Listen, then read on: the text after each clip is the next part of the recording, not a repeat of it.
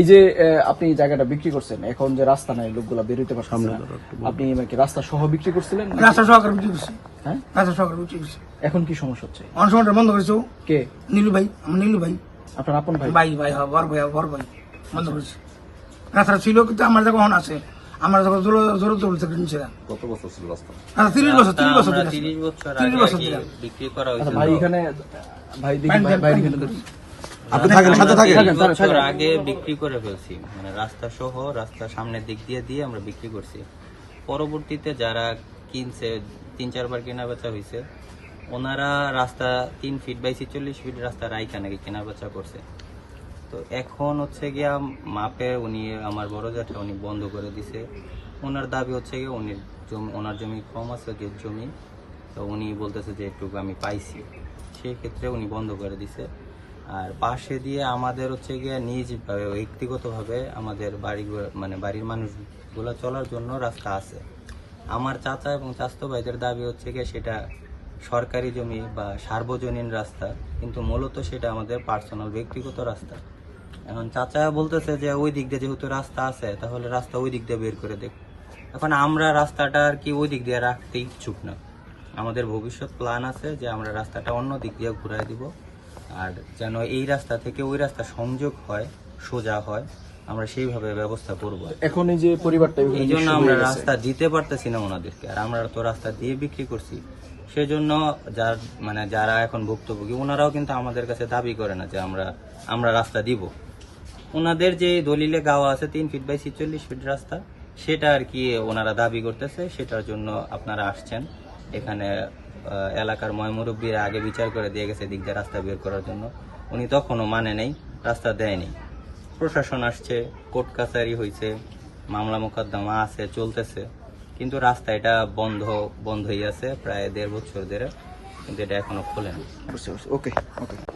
এই বাড়িটা 1995-96 7%, 2%, টোটাল 9% জায়গা।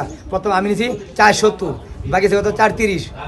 এই 430 রাস্তার সিটি ইউপি রাস্তা হইতে 46 ফিট দৈর্ঘ্য, 3 ফিট প্রস্থ সহকারে এই জমিটা খরিদ করা হয়। এটার আগে 5টা ছিল দলিল।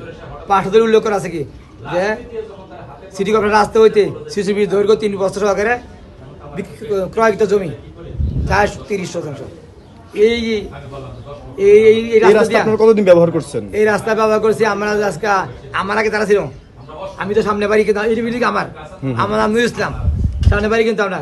এই আমি যখন দিচ্ছি বাড়ি বিক্রি করে, তো আমি 2022 সালে সেপ্টেম্বর মাসে আমার শালক থাকে সৌদি আরব, থাকে একটা প্রাইভেট কোম্পানিতে, তার এই জয়টা ঘুরতে রয়ে দিই 2022 সালে। এই রাস্তাটা কতদিন ব্যবহার করছেন? ওই রাস্তা ব্যবহার করছি, আমার আগে যারা ছিল তারা ব্যবহার করছে এই 25 বছর, তারপরে আমরা ব্যবহার করছি আর 2 বছর। এই রাস্তা ছাড়া কি অন্য দিক দিয়ে বের হওয়ার আপনাদের কোনো রাস্তা অন্য আছে? কোনো রাস্তা নাই আচ্ছা, বর্তমান তো জগতে। আপনারা এখন এই মুহূর্তে কিভাবে বের হচ্ছেন? এই মুহূর্তে যারা বাট আছে, এরা মই দিয়া টিনে চালের উপর দিয়ে 8 টাকা করে, খুব রিস্ক নিয়া। এই বাড়িতে কতজন লোক থাকে, বসবাস করে? 11টা রুম, 11টা পরিবার বসবাস করে। এখন এই যে যখন দেখছে পানি যায় না, পানি ড্রেন সবকিছু বন্ধ হচ্ছে। ইভেন কি এই যে নীলচান এর কিন্তু ওই যে ইয়ার লাইন, এই যে পানি লাইন, এই ড্রেন উঠে দিয়া এই লাইন দিয়া ওই বাড়ির মিজান ভাই আলমের বাপ, এই যে সাইফুল, এই যে সবার ট্যাঙ্ক কিন্তু একটা ড্রেন, এই লাইন দিয়া সবগুলি পানি দিচ্ছে নিষ্কাশন। কিন্তু ইদানিং এই 15 দিন যাবৎ সবকিছু বন্ধ হয়েছে। এই জন্য বাড়িতে আজকে আটু পানি আস্তে আস্তে করে একটা বাড়ি রপ্ত দিচ্ছে। এখন আপনারা কি চাচ্ছেন মূলত? এখন আমরা চাচ্ছি মাননীয় প্রধানমন্ত্রী জনাব তারেক রহমান স্যারের কাছে বিনীত অনুরোধ যে স্যার, যে কোনো মূল্যে স্যার আমার এই রাস্তার উদ্ধার করে দেন। আমার যে শালক আছে, হ্যাঁ প্রবাসে অসুস্থ, সাইবুল ইসলাম, হ্যাঁ আজকে হ্যাঁ ওয়াইফে আসছে সামনে বসা, খুব অসুস্থ, আমাদের বাড়ি কিন্তু কাপাসিয়া।